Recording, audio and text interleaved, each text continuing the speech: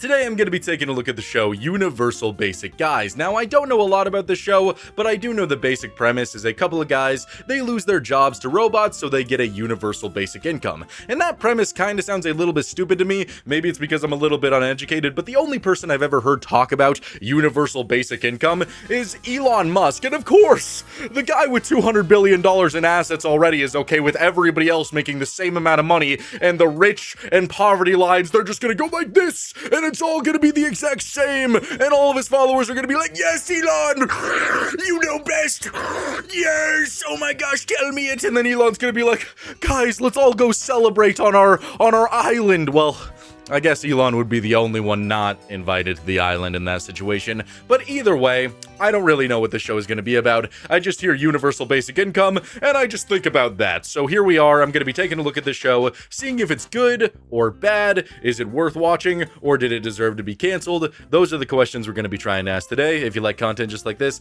please make sure to like and subscribe. I upload every single day. Let's finally take a look at Universal Basic Guys.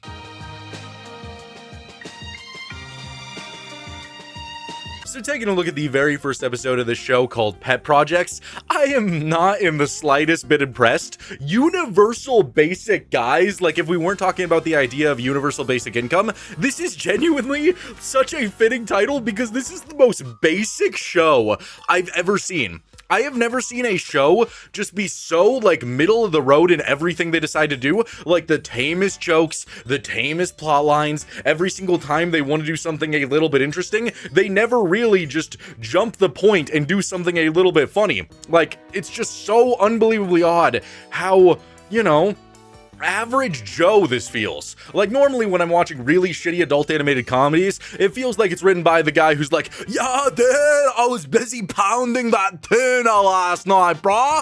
Oh, let's go catch the wave, dude. And then after that, we can go and find ourselves a skank. Oh, you know?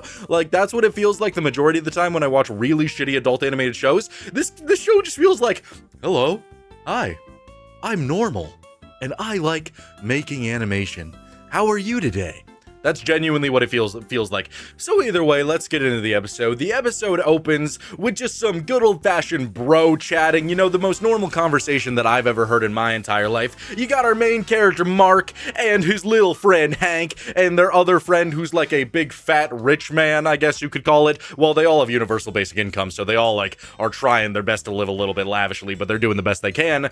And they're talking about how Mark's wife's birthday is coming up, and he's like, well, I guess I'm afraid of this other man stealing my wife, because the man works with her and got her a $200 gift card, and so he's very worried about this.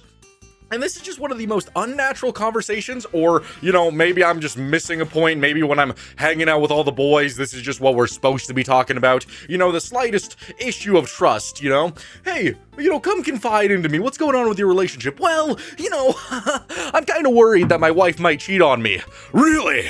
Are you worried that she might get oiled up? Are you worried that she might be already getting her lips opened, her legs spread? Ooh, I'm the jelly and she's gonna be the peanut butter and we're gonna become a sandwich together. That's basically the equivalent of what these guys are doing. Like, it's so odd that your friend mentions that he's worried that his wife might be getting used up by another man, so you start describing ways in which it could happen. They genuinely ask, like, oh, you think she's all oiled up? Wow, that's a great vision to have. I'm unbelievably thrilled by that question. That's good, okay? She's going to be all oiled up, getting rubbed down, all while thinking about that doctor. Thank you so much for letting me tell you I'm worried my wife is going to cheat on me. Thank you for the image that she's going to be covered in oil. Man, the diddler's after her with this one. That's just a wild statement to have. So they continue talking and it's just so weird. Like, they start baffling and just going on and on about, oh, come on, man. You're worried your wife is gonna get alpha'd. That man in there, that surgeon, he's an alpha. And you're a beta. You've never wanted to get alpha, do you? Mark, you're asking a guy who's getting alpha'd by a freaking foo-foo dog. I'm not being alpha'd. You need to prove your dominance. And you know, the thing about this that kind of pains me the most is I guarantee you there is some scrawny guy out there who watches Tate on the daily. He just keeps watching like the same reel over and over again saying, man, fuck these bitches, you can't let another alpha walk into your life. So he walks in like chest puffed, like, I'm the alpha, where's my cigar? Ooh, I can't let my woman talk to another man. I got you in here for 2 minutes. 2 minutes of playtime with the alpha.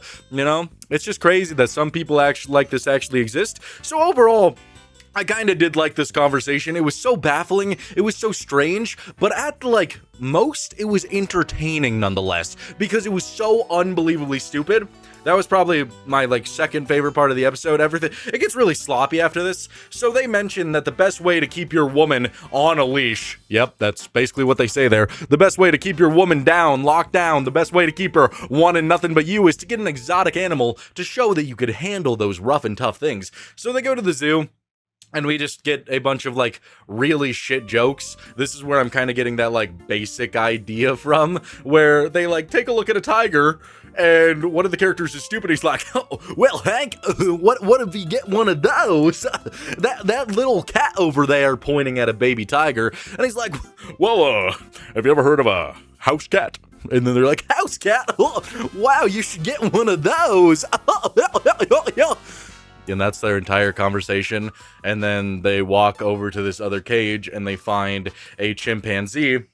And they can't afford any of the $60,000 ones, so he offers his entire universal basic pay for this, like begrudged chimp in the back who looks like, I don't know, if Amy Schumer was an ape, that's probably how I would do it. If Amy Schumer and Lizzo were able to come together, you know, bond, and they had a baby and they fed it nothing but cheese curds, that's what this ape would look like. You know, it's a little bit run down, to say the least. Every time they touch it, its eyes pop out of its head. It's got its big old ape nips just hanging deep over its chest. You know, it's like that. So it's not really a monkey that you would want. So they get in the house and they show the wife the ape, and they immediately start talking about getting your face ripped off. And dear boy, oh boy, that's what they lead with for so unbelievably long. Like, oh man, it's not gonna rip my face off. Why would it rip my face off? It honestly feels like this entire episode was written for that one woman who genuinely did have her face ripped off. Like, they would constantly, like, write her mail. Like, I don't know if she could read. I don't know, this feels insensitive. They constantly would write her mail, and it would constantly ask, so hey, how you feeling about dark humor yet? You ready to laugh about it? You ready to laugh about the worst day of your life, the most traumatic thing that's ever happened to you? You ready to laugh about it? Because there's so many jokes that wouldn't make really anybody laugh. They just constantly say like, oh, it's not gonna rip my face off. Why would it rip my face off? Why would it rip my face off? And then it rips his face off, and the entire joke surrounding that is that, oh man, he's not really reacting to it ripping his face off. He's trying to hide it from his wife, and that's the entire thing. So He's into this. Come on. Relax, Hank, okay? Just gotta establish I'm the alpha. they trank the monkey. And now Mark, he has to go and he has to try to get a face surgery, but his wife works at the hospital, and his wife eventually finds out that it's him because Mark is like, oh, the surgeon guy, he's trying to bang my wife. I can't let this happen, bro. And so she finds out, and then Mark just gets very weird about it and doesn't want a new face. So he's just wearing like mangled, like animal nonsense all over his face. And it's just, you know, not that interesting. At least, I don't know. I don't really care about it that much. There's just not anything funny going on. Like, they have a interesting plotline. Like, a dude just got his face ripped off by a monkey, and they don't make any jokes other than, like, face puns. Like, they go out to eat at a restaurant, and the waitress is like, oh, oh heavens, would you like some face with that? I mean, sorry, my face is all up. Let me pour you some more face. Order? Oh, God! I mean, sorry. Hi. Can I start you off with a face? Like, it's just so boring. Like, they don't do a single clever joke. Like, if you're gonna make a TV show, you got a room full of writers, you got something to go with. Not saying that I could do it better, I'm just saying objectively, what's the point? Like, genuinely, what's the point? Write a short story because you would achieve the same thing. You don't even need to go to the animation medium because you're doing nothing interesting. So at the same time, Hank, he's going with the monkey to take it back to the zoo, and that's when the monkey grabs the phone and starts talking with the phone. And I was thinking, okay, we're gonna heat the episode up here. We're gonna get something interesting because the monkey's probably gonna, like say some interesting shit. It clearly looks like it's been through a lot, right? And he's like, oh, banana. Oh, you need gas? I need banana. Let's go get banana. Okay, cool. And that's basically the entire plot of the monkey. Like, I know they probably didn't want to do a Rise of the Planet of the Apes type thing, but we're gonna have a monkey whose eyes pop out of its sockets, who clearly looks abused, who looks like it's been through a lot. We're going to make his entire existence just about wanting banana. Okay? That's literally the equivalent of adding a heroin addict to your show, and big fucking whoop, he wants to do some heroin. Really? Really? Like, it's just, they don't take any leaps of faith with their writing. They don't take any, they don't try to do anything different. And nothing is even related to the universal basic income idea, because we have another side plot with that, fat rich guy. He buys an exotic snake for $75,000. Where does he get this money? Where's the universal basic income, bro? So he is getting strangled by the snake, and this other guy who is trying to teach a dog to skateboard, yes, he runs in and tries to help him. And the entire joke there is that he starts petting the snake because he's like, oh, maybe the snake just lets a little bit of slithering love. Here, hiff. And then he gets grabbed by the snake. And that's the entire joke. Okay, why would I care? Why would I get invested in all this? So eventually, Mark's wife sees the initial birthday gift that he was going to give her, and it's just a little clown dog painting, so they decide to be in love once again, and that's great. It's revealed that Mark, on his face, his lips are made of pig testicles. Unbelievably thrilling revelation, unbelievably thrilling reveal. I am so much happier now that I know that. I truly feel like this was all worth it. At the same time, that side plot with the snake, this border collie dog runs in and manages to outrun the snake because the snake wants to eat it. And then we get to my favorite part in the entire episode of an adult animated comedy in which the snake crawls into the sewer and crawls back up the toilet and starts slithering towards the guy that he wants to eat.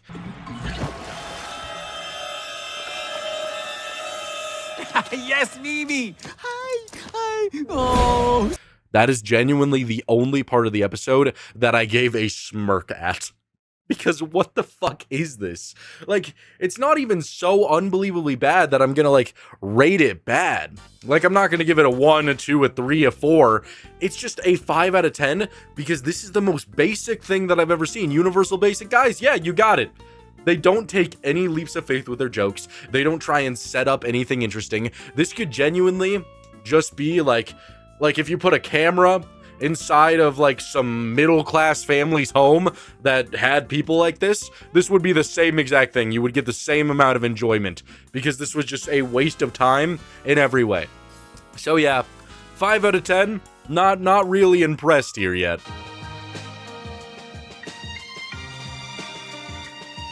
The next episode that I decided to take a look at is called Machine Yearning, and this is the best episode in the series, or at least it's the highest rated episode, and I genuinely cannot fathom why. It makes no sense why this episode would be liked by anybody, because again, none of the jokes hit for me. It is playing it so unbelievably safe the entire time, and again, it has an interesting concept.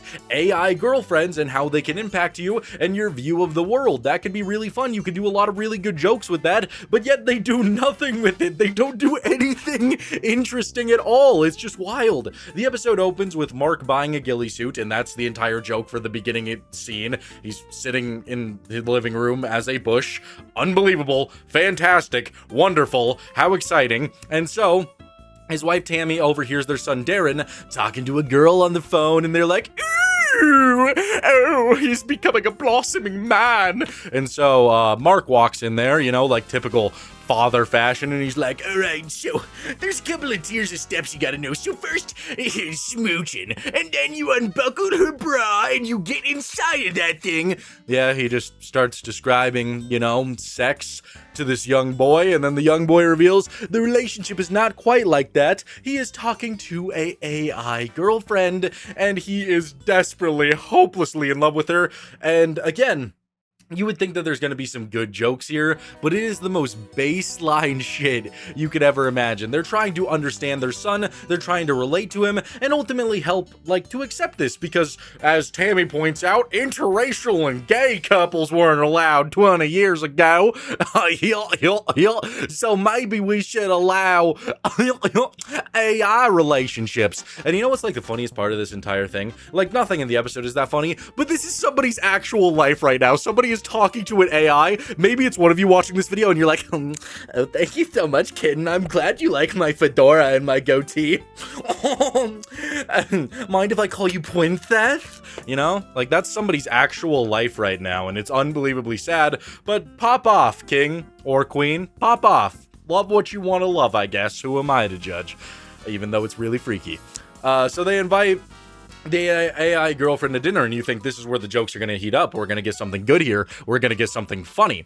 No, not necessarily. They just, again, do the most baseline jokes ever, where Mark is very not understanding. He's like, can I see your legs? Where are your legs? Where are they? What am I supposed to feed you? Bitcoin? Ooh, that's a knee slapper if I've ever seen one. Dear Lord. God, how long did that take them to write that joke? Fucking days, weeks, months, years? They probably were prepping that one single joke for their entire life. Like, you know, feeding a robot Bitcoin, that's unbelievably funny. So, yeah, they start, like, getting in an argument with each other because Mark says that Tammy has ham hogs, referring to her calves, which is a really funny way to refer to calves. I really like that, you know, that's ham hogs. Might be the best sentence in this episode. So he's trying to understand that, and Darren eventually leaves, goes into his room. I don't know the lore because I haven't seen the entire show, but I genuinely just thought that Darren was like schizophrenic and hallucinating or something because a dragon is just randomly in his room calling him cringe as fuck. What?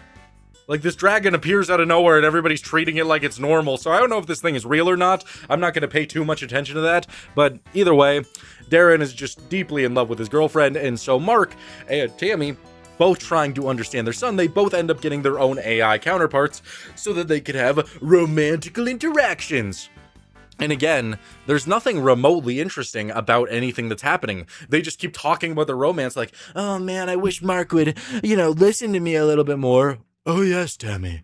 Oh, that makes so much sense. And then Mark, he makes an AI woman with like giant breasts and a fat ass. And he's all like, oh, you just get me in so many ways. And she just agrees with everything that he says. Okay, cool. And then both Tammy and Mark, they end up getting naked for their little AI. Can you imagine that? Somebody's probably done that too. They like take a picture of themselves. They're like, rate my sexy body. And then the AI's like, oh wow, you must be a nice, cool, easy 458 pounds lean. You know? It's just wild. So they both do that, and then they both get an email from a scammer saying that they want $10,000 in Bitcoin, or else they're going to release the images to the entire world. So they eventually come back together and are just like, oh yes, our romance is good because, we're both getting scammed now. And, you'd think, like, okay, like they're going to do something funny, interesting with this scammer. We're going to be going good places now. We're going to be going and doing some good things. And the idea is there, but the execution, again, is just who the hell cares? So they dress Tammy up as a AI girlfriend in a little cat outfit and send an email to the hacker so that the hacker will potentially, want to, get naked for Tammy. And he answers and he's all like, oh, hello. Oh, you got really good graphics, darling. Oh, God, this is a scam. You're lying to me. He's definitely been through a lot in his life. And then his mother walks in, points out the fact that he's scamming people again. Tammy just throws out her bazongas, her big old boobs. And then the mom's like, oh, you can't be doing this, darling, all the scamming. And so they get off the hook with it. And that's pretty much it for that side of the storyline. I loved it. Absolutely loved it. Darren finds out that his girlfriend won't show him the boobs without $19.99 purchase for mature content, so they break up and he's all sad and boo-hoo, and that's the entire end of it. And again, I just really don't know what we're doing here, because what's the point of making an episode like this if you're not going to do anything interesting? If you're going to make a Bitcoin joke, if you're going to make the most like baseline references, you're going to not do anything interesting. It's just so odd. They spent 8 minutes in this episode doing nothing but just talking to their counterparts and having their counterparts just agree with them, like, oh yeah, like, you know, do you think like putting stuff in the dishwasher, like you should just throw it all in there? And then the AI is like, oh yeah, of course I agree with that. Like, that's what we're wasting our time with? Why even bother? It's just so odd. It's so unbelievably odd and strange that this was ever allowed to air. I can't imagine. Like, when you make a show like this, you have to try to do something to make people laugh, right? Like, somebody had to laugh at this and say it was good. And that's baffling to me. I'll never understand it. If I was to rate this one 1 to 10, I would probably give it a solid 4 out of 10. I don't know. This was even worse than the chimpanzee one, and that's saying something.